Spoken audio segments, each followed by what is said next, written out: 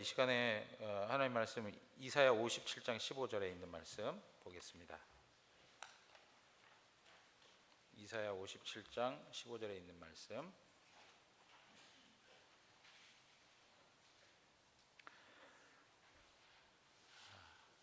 한 목소리로 함께 읽도록 하겠습니다.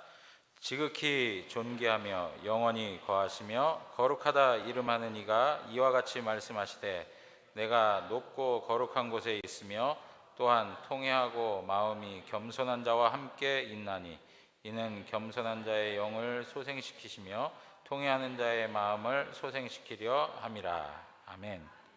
네.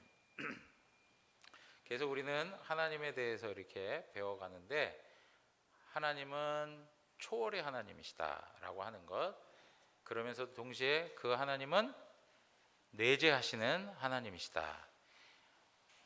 초월의 하나님으로서 이 세상과는 무관하게 계시는 분이 아니고 철저히 하나님께서는 이 세상에 관여하시는 하나님이시다. 그래서 하나님의 창조를 놓고 보면 굉장히 초월적 하나님의 능력을 우리에게 보여주신다면 하나님께서 그 만드신 세계를 섭리하시는 그러한 부분에 있어서는 하나님께서는 철저히 내재하시는 하나님, 우리의 역사와 인생을 다스리시는 하나님이심을 우리에게 설명해 주고 있습니다. 그래서 여러분, 섭리에는 크게 두 가지로 설명할 수 있습니다. 우리 웨스트민스터 신앙고백서의 내용으로 보자면 크게 두 가지예요. 첫째가 뭐냐면, 첫째가 보존하심, 그죠? 유지하시는 것, 보존하시는 것. 하나님께서 만드신 세상을 보존하시는 하나님이시다라고 하는 것이었습니다. 그러니까 이 세상이 그대로 유지되는 것도 하나님께서 간섭하시기 때문에 일어나는 일들입니다. 그리고 또 하나의 내용이 있습니다. 보존하시는 것만이 아니고 또 하나는 무엇 하시는 하나님이시죠? 통치하시는 하나님이시다. 하나님은 통치하시는 하나님이시다. 모든 만물을 다스리시는 하나님. 우리가 이제 이러한 내용들을 놓고 하나님께서는 섭리의 하나님이시다, 이렇게 설명을 하고 있는 겁니다. 자, 여러분, 이러한 부분에서 우리가 그 5장 섭리 1항을 우리가 살펴봤고요. 두 번째 내용들을 우리가 읽어가겠는데요. 두 번째 내용, 제1원인이신 하나님의 예지와 작정과 관련하여 볼 때 모든 일은 변함없이 그리고 틀림없이 일어난다. 그럼에도 바로 그 섭리에 의하여 하나님께서는 모든 일이 제2원인들의 성질에 따라 필연적으로 자유롭게 또는 우연히 일어나도록 하신다라고 이렇게 설명을 하고 있습니다. 여러분, 이러한 내용들을 놓고 보면 사실은, 자, 우리 사도행전 그 각주 8번에 보시면, 각주 8번에 사도행전 2장 23절 말씀 있죠? 23쪽을 우리가 지금 하고 있는 겁니다. 그 내용을 보시면 한번 다 같이 읽겠습니다. 그가 하나님께서 정하신 뜻과 미리 아신 대로 내준 바 되었거늘 너희가 법 없는 자들의 손을 빌려 못 박아 죽였으나. 여러분, 여기에서 법 없는 자들의 손을 빌려서 못 박아 죽였어요. 유대인들이 예수 그리스도를 죽였습니다. 여러분, 이것은 제2원인이 되는 거예요. 그렇지만 실질적으로 제1원인자는 누구시냐? 하나님이시다. 하나님이시다. 그래서 제2원인자들이 무엇인가를 판단하고 결정하고 할 때에 마치 자신들이 가지고 있는 자유를 행사하는 것처럼 그렇게 일들을 행하고, 또한 우리가 살면서 이렇게 하다 보면 와, 참 우연히 어떻게 이런 우연이 다 있습니까? 하는 표현들 합니까, 안 합니까? 그야말로 정말로 이렇게 우연한 그런 어떤 사건들이 우리 눈앞에 보여지는데 이런 것들이 그냥 일어난 일들이 아니라는 거예요. 그 모든 것의 일 원인자는 누구시라고요? 하나님이시라는 거예요. 하나님. 예. 자, 그래서 이제 하나님께서는 우리가 잘 생각하고 계시겠지만 어떤 피조물들의 어떤 의지를 침해하지 않으세요. 뭐 예를 들면 내가 막 하나님의 어떤 압력에 의해서 못 이겨서 내가 강제적으로 하는 법이 없어요. 오늘도 이제 구역장 모임 하면서 그런 얘기했는데 자유의지에 대한 이야기 했는데 우리의 마음이 마치 우리가 우리의 자유를 마음껏 활용하여 무엇인가를 결정할 수 있는 것처럼 우리의 어떤 의지를 하나님께서는 침해하지 않으신다는 거예요. 그럼에도 불구하고 하나님이 선택한 수단들을 통해서 하나님의 목적을 성취해 가시는 거예요. 자, 여러분, 하나님은 목적이 있으신 분이에요. 그 목적, 작정, 예정, 선택 이러한 말들이 다 같은 의미로 사용된다라고 말씀을 드렸어요. 하나님께서 이러한 목적을 이루어 가실 때 무엇을 사용하신다고요? 여러 가지 다양한 것들을 사용하시는 거예요. 그걸 우리는 뭐라고 얘기합니까? 수단이라고 얘기를 하고 있는 거예요. 수단. 그럴 때 하나님께서는 이 방법, 이 수단 이런 것까지도 하나님이 작정하셔서 결국은 하나님이 목적한 것을 이루어 가도록 하시는 하나님이라는 거예요. 그런 의미에 있어서 내가 하나님 앞에 수단으로 쓰임 받는다 할지라도 마치 내가 강압적으로 어떤 기계적으로 쓰여지는 것이 아니고 자유롭게 그리고 마치 되어지는 모든 일들이 너무나도 우연하게 이루어지는 것처럼 그렇게 우리의 마음 속에 그리고 우리의 삶의 현실에 드러나게 된다는 것을 말씀해주고 있습니다. 여러분, 중력이라고 하는 거 있잖아요, 그죠? 모든 것이 지구 표면에 떨어지지 아니하는 어떤 힘이 있지 않습니까? 여러분, 이거는 하나님께서 우리 가운데 부여하신 자연 법칙이죠. 그런데 이것이 제1원인자가 아니라는 거예요. 제1원인자는 누구라는 거예요? 하나님이시라는 거예요. 그리고 이러한 법칙을 하나님께서 우리에게 제2원인으로 사용하고 계시다는 것을 우리에게 말씀하고 있는 거예요. 자, 우리는 요셉의 이야기를 잘 알고 있습니다. 그래서 섭리를 다룰 때 요셉이 빠져서는 안 돼요.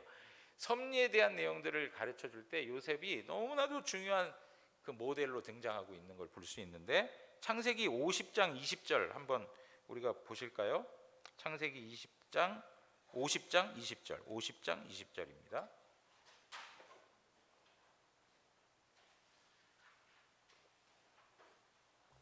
요셉 이야기는 계속 반복적으로 설명이 될 텐데요. 창세기 50장 20절 다 같이 한 목소리로 읽겠습니다. 당신들은 나를 해하려 하였으나 하나님은 그것을 선으로 바꾸사 오늘과 같이 많은 백성의 생명을 구원하게 하시려 하셨나니. 여러분, 당신들은 나를 해하려 했다. 당신들은 누굽니까? 요셉의 형제들. 요셉의 형제들이 나를 해하려고 했다. 요셉을 해하려고 했습니다. 그러나 하나님은 그것을 어떻게 바꾸셨다고요? 선으로 바꾸셔서 결과가 어떻게 되었습니까? 많은 생명을 살리는 일이 되었어요. 구원하는 일이 되었다라고 얘기를 하고 있습니다. 그러니까 하나님께서는 하나님의 일을 행하실 때 사람들과 협력을 하고 계시는 걸 볼 수 있어요. 그래서 아까 제가 이제 웨스트민스터 신앙 고백서에서 하나님의 섭리에 있어서 크게 두 가지로 설명할 수 있습니다. 하나는 유지하심, 보존하심이고 하나는 통치하심인데 이것에 하나 더 덧붙여서 설명하는 그런 견해들이 있어요. 그게 뭐냐? 하나님께서는 협력하신다, 공동사역하신다라고 하는 거예요. 누구와요? 하나님께서 마련한 사람들과 하나님께서 공동 사역하시는 하나님으로 이렇게 설명을 하고 있는 거예요. 자, 그런 의미에서 오늘 이 형제들의 계획은 얼마나 악합니까? 그렇죠. 형제 요셉을 구덩이에 던져놓고 죽이려고도 하고 또 애굽으로 팔아넘기기까지 하고, 그들이 가지고 있는 마음의 상태는 상당히 악의적입니다. 악의적이에요. 그렇지만 하나님의 계획은 항상 어떠세요? 네? 선하시다. 이게 아주 중요한 답이에요. 네. 하나님의 계획은 항상 선하시다. 네. 여러분, 왜 하나님의 계획, 하나님의 목적은 선하실까요? 네? 하나님이 선하신 분이기 때문에 그런 거예요. 하나님이 최고의 선으로 계시기 때문에, 존재하시기 때문에 하나님이 목적하시는 그 모든 것들은 다 뭐예요? 선한 거예요. 선한 거예요. 그래서 인간들은 악함을 가지고 반응을 하고 있지만, 그럼에도 불구하고 하나님께서는 그 악을 사용하여 하나님의 선을 이루신다. 하나님의 목적을 이루신다. 그 목적이 뭐였습니까? 모든 하나님의 백성들이 구원을 얻는 것이었습니다. 요셉의 입장에서 놓고 보면 하나님 왜 나를 쓰십니까? 이렇게 해야 될까요? 네? 하나님 날 왜 이렇게 고통스럽게 이 과정을 밟게 하십니까? 라고 할 수 있을지 모르지만, 그럼에도 불구하고 요셉의 인생은 하나님 앞에서 정말 가치 있는 인생이었던 것이죠. 그가 당하는 고난과 고통으로만 끝나는 인생이 아니고 결국에는 하나님의 선하심을 나타내는 것에 쓰임받고, 하나님의 선하심을 나타내는 그 일은 곧 사람들에게는 어떠한 결과로 주어지는 겁니까? 생명을 보호받는 일로 나타나게 되는 거죠. 선하심으로 나타나게 되는 거예요. 그러니까 오늘날 우리가 삶을 살아갈 때에 때로는 어려움들을 당할 때가 있습니다. 그럼에도 불구하고 이 과정들을 통해서 하나님께서 우리를 반드시 선함으로 인도하신다는 사실을 믿고 인내하시는 것이 성경의 가르침입니다. 그것이 성경이 우리에게 가르치는 거예요. 왜 납니까? 왜 이 과정들을 두십니까? 라고 생각할 수 있을지 모르지만 그 과정 뒤에 하나님께서는 반드시 고난 그 이후에 영광을 받으시는 것입니다. 그래서 이제 이런 걸 놓고 보면은요, 하나님은 자기 백성에게 불의를 행하지 아니하신다라고 하는 생각을 반드시 가지셔야 돼요. 여러분 그렇게 믿으십니까? 내게 정말 받아들이기 어려운 일들을 경험한다 할지라도 항상 우리의 마음 가운데 무엇이 있어야 되느냐? 하나님은 자기 백성에게 불의를 행하지 아니하신다라고 하는 거예요. 그러니까 우리가 경험하고 있는 비극, 그것도 나중에는 무엇이 된다고요? 복이 된다는 것. 그것이 하나님의 백성들을 향한 하나님의 일하심인 거예요. 그러나 여러분, 불신자에게는 궁극적인 복이라는 것은 없어요. 아무리 이 땅에서 많은 복을 얻고 형통함을 누리고 성공이라는 이름을 갖고 모든 사람들 앞에서 우쭐거릴 수 있는 그 특권을 누린다 할지라도 결국 그가 가지고 있는 종국의 형편은 비극일 수밖에 없는 거예요. 그래서 그런 의미에 있어서 불신자들에게 있어서 우리가 가장 불쌍한 사람이라고 생각할 수 있는 그런 것은 그들이 최종적인 자리에 어떤 위치에 놓여 있는가를 알기 때문에 그런 거예요. 그런 의미에서 여러분, 이 땅에서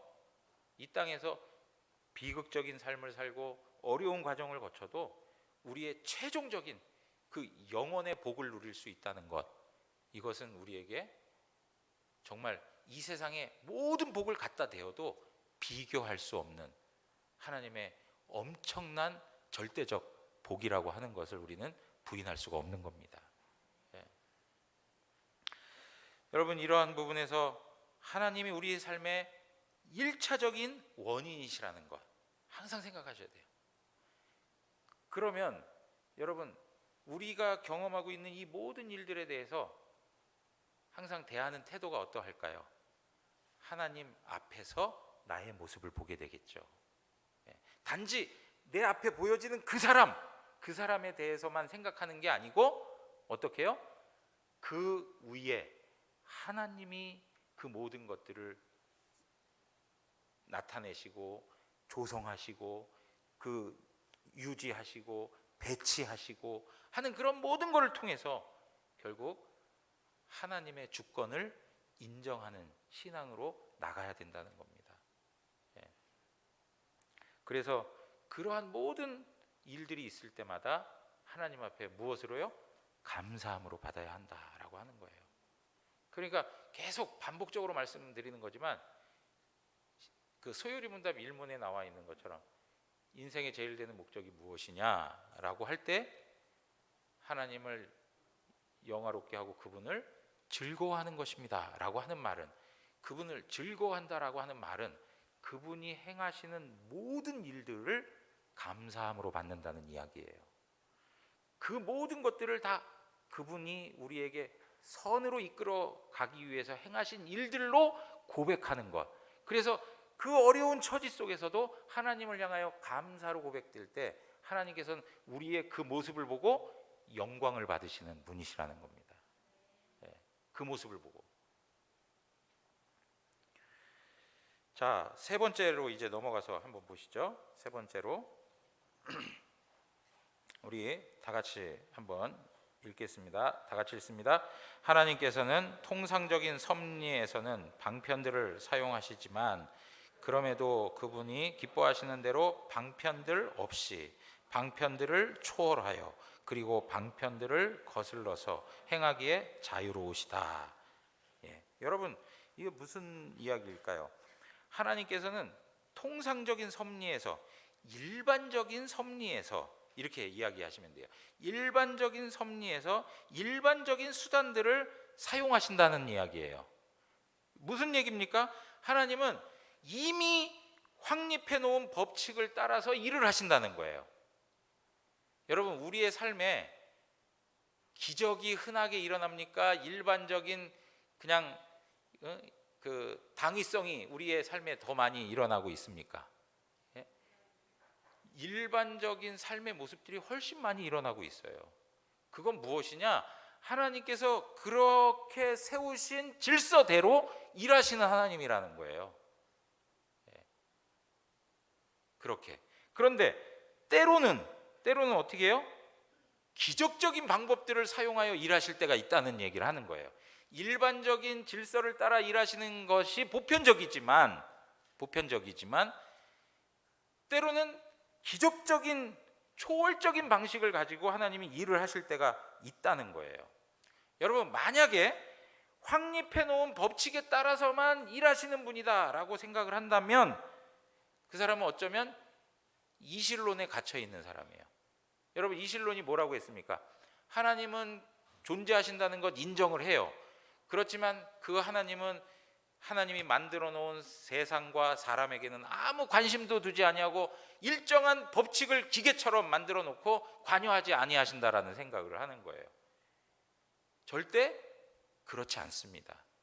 하나님께서는 일반적인 법칙을 가지고 우리 가운데 일하시지만 경우에 따라서는 하나님이 마음에 원하시는 대로 하나님의 주권을 가지고 초월적이며 역행하는 방식을 통해서도 일하신다는 것, 그걸 오늘 여기서 얘기하고 있는 거예요. 그걸 뭐라고 표현하고 있어요? 그분이 원하시는 대로, 기뻐하시는 대로 방편들 없이, 수단 없이, 방편들 없이, 수단 없이, 그리고 방편들을 초월하여, 수단을 초월하여, 수단을 넘어서 이렇게 얘기하는 거예요. 초월하여. 그리고 방편들을 어떻게 해요?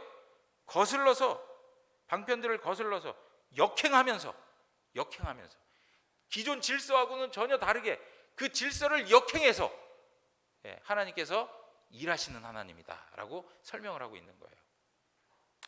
여러분, 이제 이게 예를 들면 이렇게 생각을 해보시면 되겠어요. 우리가 목적지에 가는데 예를 들면 예를 들면 자, 우리 내일 어디 가요? 내일 어디 가요? 치앙마이 가요. 치앙마이 가는데 치앙마이 가는 여러 수단들이 있어요. 목적지는 어디예요? 치앙마이예요. 그래서 치앙마이 가는 여러 수단들이 있을 수 있어요.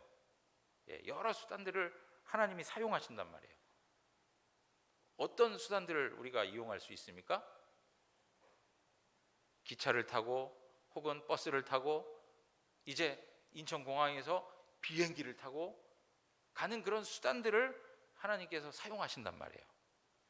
그런데 어떤 경우에는 그런 수단들 없이 그리고 그러한 수단들 초월해서 그리고 그러한 수단들을 역행해서 하나님께서 일하실 때가 있다. 그 이야기를 하고 있는 거예요. 그래서 만약에 수단들 없이 얘기한다라고 할 때 예를 들면 이런 거죠. 여러분, 내가 지금 배가 아파요. 어떤 감기에 걸렸어요. 아니면 어떤 병에 걸렸어요. 그런데 의사나 병원에 찾아가지 않고 약을 처방받지 않고도 하나님께서 초월적으로 그런 수단들 없이 그냥 직접적으로 고쳐주시는 때가 있어요, 없어요? 그런 때도 있다는 거예요. 하나님께서. 제가 말씀드립니다. 보편적인 질서는 뭐라고요? 일반적인 법칙을 가지고 하나님이 행하신다는 것. 이건 우리가 기억하셔야 돼요. 예를 들면 내가 아파요. 그러면 일반적으로 누구에게 찾아가야 되는 거예요? 의사에게 찾아가서, 병원에 찾아가서, 그리고 그곳에서 약을 타서 약을 섭취해야 되는 것이 지극히 당연한 거예요. 그런데 여러분, 이것이 하나님과 관계없는 영역이 아니라는 걸 아셔야 되는 거예요. 이 영역도 누구의 다스림 속에 있다고요? 하나님의 다스림 속에 있다는 것을 기억하셔야 돼요. 이 영역도. 그러니까 내가 병원을 가고 의사를 찾아가고 하는 그 영역마저도 하나님의 다스림 속에 있는데, 하나님이 그 일반적인 방식들을 통해서 우리에게 회복을 허락해 주시는 거예요. 그런데 때로는 이러한 것 생략하고 하나님이 정말 질병에 걸렸는데 완전히 깨끗하게 병원이나 의사나 아니면 어떤 그런 약에 대한 어떤 도움 없이 그냥 초자연적으로 치료해 주실 때가 있단 말이죠. 그런 이야기를 지금 하고 있는 거예요. 그런 부분에서 수단을 초월해서 한다라고 생각할 때 대표적인 사람이 누구냐면, 여러분, 사라는 아이를 낳을 수 있었습니까? 없었습니까? 아이를 낳는 기능 자체가 완전히 다 사라져 버렸어요. 불임이에요, 불임 여성. 누가 봐도 가임 여성으로 될 수 없는 그런 상황이 있어요. 그럼에도 불구하고 그것을 초월하여 하나님께서 이삭을 허락해 주시는 거예요. 그걸 초월하여. 여러분, 예를 들면 이런 것도 있습니다. 수단을 역행하는 것. 그 뭐냐? 여러분, 엘리사 시대에 한 사람이 빌려온 도끼질을 하다가 어떻게 합니까? 우물에 빠뜨려요. 이 가난한 사람이 도끼를 빌려왔는데 그 도끼를 물속에 빠뜨린 거예요. 우물에 빠뜨린 거예요. 그러니까 너무 당황스러운 거죠, 지금. 그럴 때 엘리사가 어떻게 행했습니까? 나뭇가지 하나를 해가지고 우물에 탁 던졌어요. 그랬더니 어떤 일이 벌어졌어요? 도끼가 또 올라오는 거예요. 여러분, 이건 일반 법칙을 어떻게 하는 겁니까? 역행하는 일이에요. 역행하는 일. 일반 법칙을 역행하여 하나님의 놀라운 기적적인 사건이 일어나고 있는 거예요. 지금 우리에게 웨스트민스터 신앙고백서 3항에서 섭리의 그 내용 가운데 3항에서 설명하고 있는 게 뭐냐? 하나님의 섭리에는 일반적인 질서를 가지고 하는 것이 보편적이나 특별한 방식에서는 이렇게 수단 없이, 수단을 초월하여, 수단을 역행하여 하나님의 초월적인 역사를 나타낼 때가 있다는 것을 우리에게 설명해 주고 있는 거예요. 그런데 중요한 인식은 일반적인 방식을 가지고 일하실 때나 초월적인 역사를 가지고 일하실 때나 전부 다 하나님의 주권과 일하심 속에 있다는 것을 기억해야 한다는 거예요. 그러니까 우리가 병원에 가서 치료를 받고 나았다 하더라도 실질적으로 그 모든 것을 치료해 주시는 이는 누구시라고요? 하나님이시라는 거예요. 하나님이시라는 거예요. 우리가 그것을 고백할 줄 알아야 되는 거예요. 그러므로 여러분, 우리가 하나님의 능력을 제한하지 않았으면 좋겠습니다. 우리는 하나님께서 일반적인 질서를 가지고 일하시는 것이 보편적이라고 하니까 어떤 부분에 하나님의 능력을 제한하는 버릇이 생겼어요.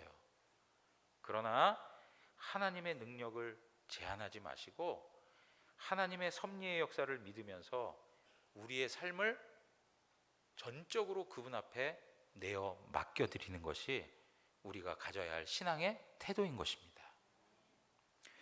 여러분, 이제 사항으로 가서 이제 한번 보시겠습니다. 사항으로 가서 보시면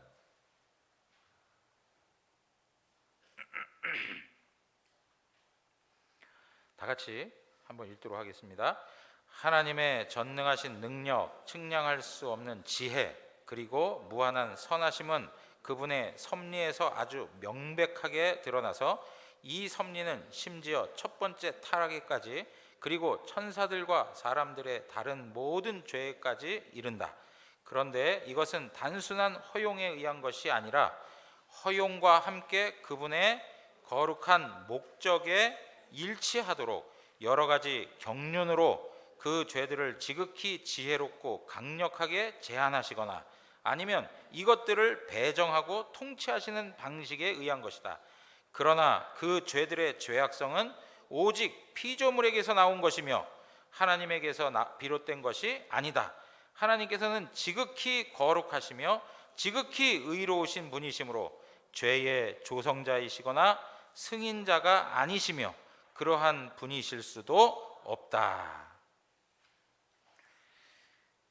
어떤 경우에는 말이 참 어렵습니다. 말이 참 어려워요.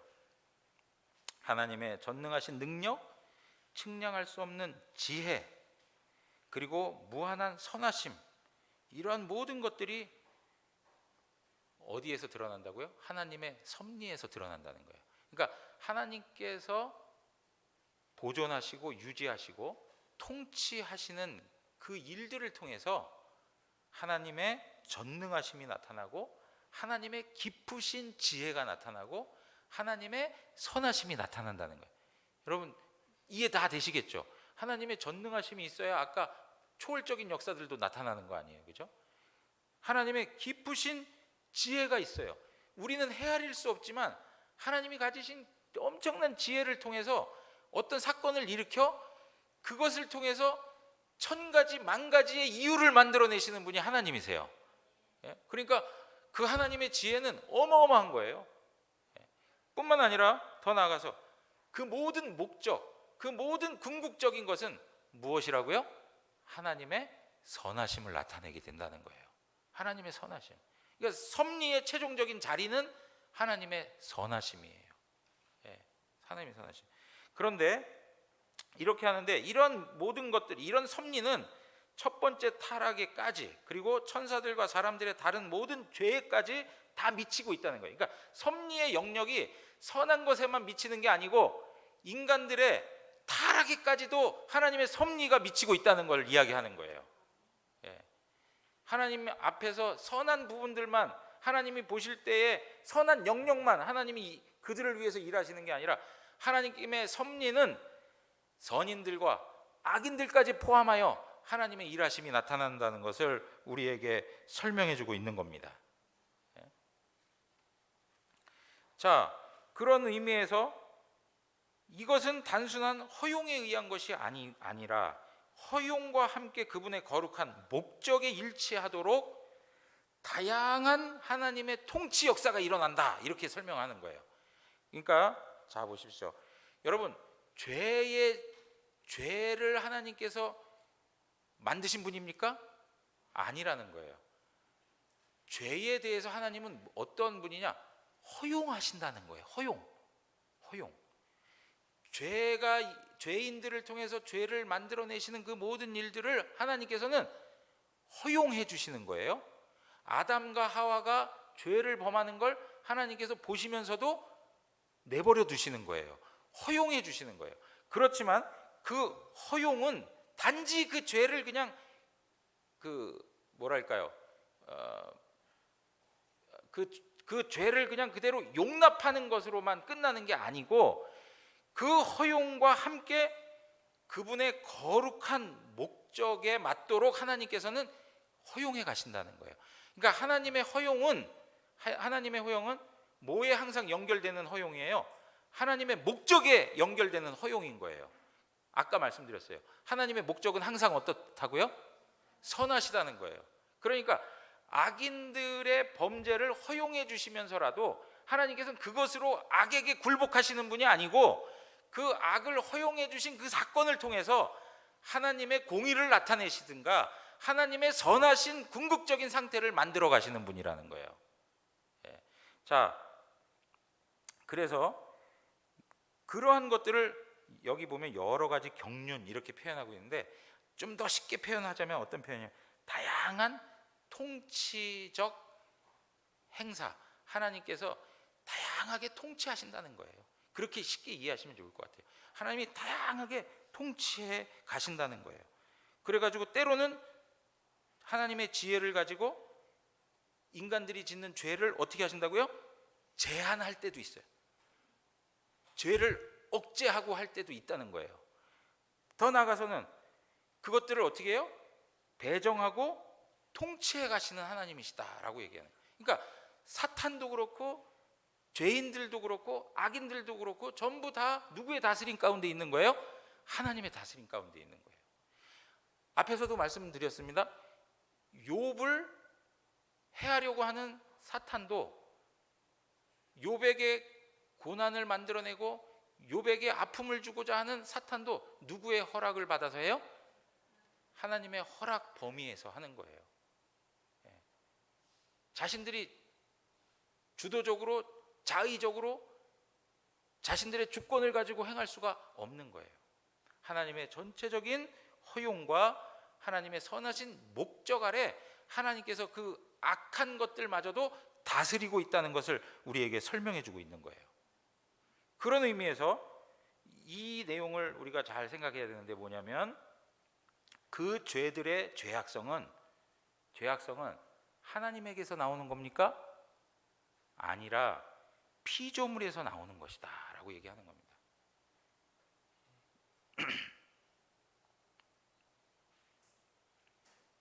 자, 여러분 이 내용을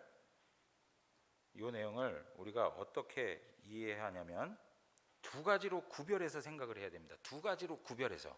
하나는 뭐냐? 행위 자체. 그것은 철저히 하나님에게서 비롯되는 것입니다. 하나님에게서. 우리가 하는 모든 행위들, 사건들, 이 모든 것들은 전부 누구로부터 기인한다고요? 하나님에 의해서 비롯되는 거예요.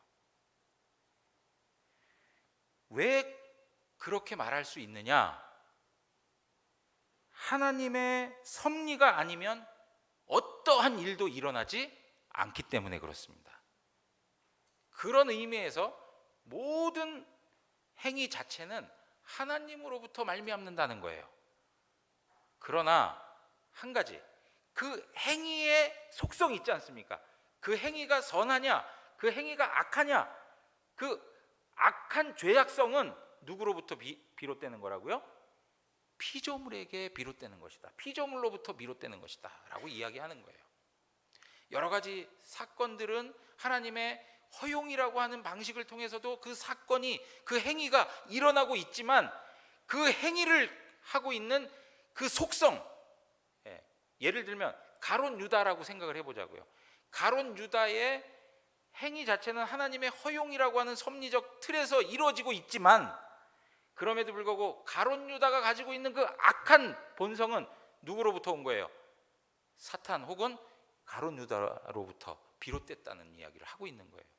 그러므로 오늘 우리가 읽은 고백처럼 뭐라고 얘기합니까? 자, 맨 마지막 문장입니다. 하나님께서는 지극히, 한번 읽어보겠습니다. 하나님께서는 지극히, 시작. 하나님께서는 지극히 거룩하시며 지극히 의로우신 분이시므로 죄의 조성자이거나 승인자가 아니시며 그러한 분이실 수 없다라고 이렇게 설명을 하고 있는 겁니다. 여러분, 요셉을 애굽으로 팔아버린 형제들, 여러분 그 행위 자체는 하나님의 허용 속에서 일어나고 있는 거예요. 그렇지만 요셉의 형제들 마음 가운데 있는 이 적개심, 이 악의, 이건 누구로부터 비롯됐다고요? 그 형제들 안에서 비롯된 거예요. 하나님께서 악의 조성자가 아니시다, 악을 만들어내신 분이 아니다 라고 하는 것을 우리에게 설명해 주고 있는 겁니다. 여러분, 이러한 내용에 있어서 우리가 하나님 앞에서 우리의 삶에 대한 모든 것들을 하나님 앞에 핑계 대어서는 안 된다는 거예요. 우리는 하나님의 주권을 너무 강조한 나머지 내 탓을 해야 되는 것도 누구에게도요? 하나님 탓을 삼을 때가 참 많아요. 그러나 우리의 본성 가운데, 그리고 우리가 행하고 있는 그 행위의 그 본성과 속성이 악한 것이라면 그것은 우리가 사탄의 영향을 받아서건 우리 마음속에서 일어나는 죄악의 형편이라는 것을 우리가 인정해야 된다는 것입니다. 그리고 반대로 하나님은 항상 거룩하시다라고 하는 것, 거룩하시다.